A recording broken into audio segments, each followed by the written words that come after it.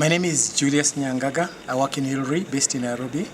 I have been working for the last 2-3 years with a section called Innovation Works, where the main service or the main output has been facilitating interactions between researchers and other stakeholders to facilitate the flow of knowledge from what is being generated by research to making a difference in the development world. Now, I presented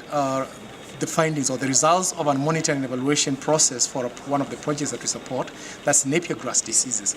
to show how knowledge that's coming about identifying solutions to the Napier grass diseases, that is the clones and the mitigation practices that are being undertaken by farmers, to stakeholders like farmers and extension agents and researchers, and also to governments on what can be done to minimize the effects of this disease. The project generated quite a bit of information. They had outcomes planning, and we were using an outcome mapping framework to sort of identify what transformation the system should undertake to minimize the effect of the disease. And there have been some progress, but we still feel that lots of outcomes have yet to be achieved,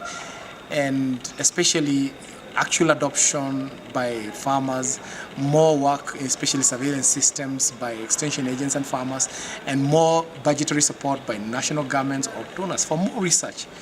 that could help minimize the effects this Napier grass disease is having on the dairy sector in the 3 countries of Kenya, Uganda, and Tanzania. So that is what my presentation was all about, what has been achieved, and what could guide on the way forward if this project was to be funded any further. There has been some significant process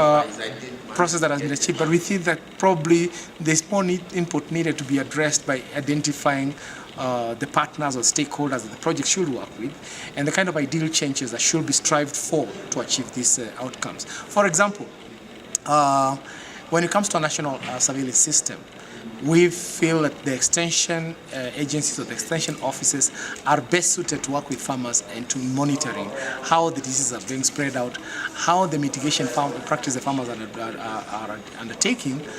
are making a change in forage productivity and also the effect on dairy production. But we feel as a project that these ones were only there for as long as the project lasted. We would have wished that this is one of the outcomes. We would have wished that the project generated information to show how important this was, so that the national systems actually make it mandatory for these surveillance systems to continue.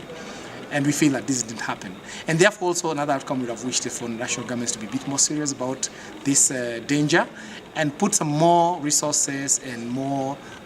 budgets to this problem. For example, ensuring that all extension agents are aware of the disease, they are allocating enough funds for this, a budgetary allocation, not just a one-time allocation for research, but a continuous budgetary allocation that addresses all research and extension, and farmers being able to bulk and distribute the fodder,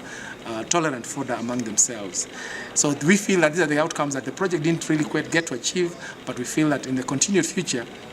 with a proper hindsight, we can identify, boundary partners afresh, the strategies that projects should undertake to support these outcomes, and try and strive towards those unachieved outcomes for the future. Thank you.